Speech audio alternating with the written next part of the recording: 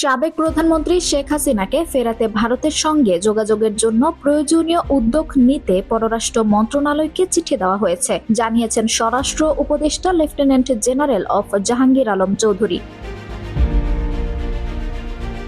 সোমবার রাজধানীর পিলখানায় বর্ডারঘাট বাংলাদেশের সদর দপ্তরে বিজিবি দিবস উপলক্ষে পদক দেওয়া অনুষ্ঠানে তিনি একথা জানান। তিনি বলেন, বন্দী প্রত্যর্পণ চুক্তি অনুযায়ী তাকে ফেরানো যাবে। এ সময় 2009 সালের 25 ফেব্রুয়ারি সংঘটিত বিডিআর বিদ্রোহের ঘটনায় তদন্ত কমিশন গঠন করা হয়েছে বলেও জানান স্বরাষ্ট্র উপদেষ্টা। তিনি বলেন, বিডিআর বিদ্রোহের ঘটনায় 7 সদস্যের তদন্ত কমিশন গঠন করা হয়েছে। গতকাল রোববার রাতে প্রধান উপদেষ্টা এতে সই করে দিয়েছেন।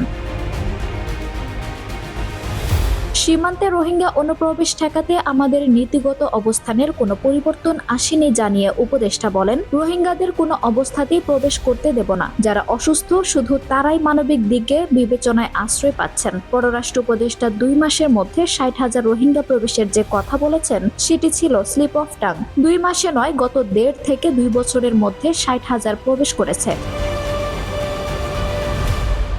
আঞ্জুম হক আরবি, টাইম নিউজ ডেস্ক।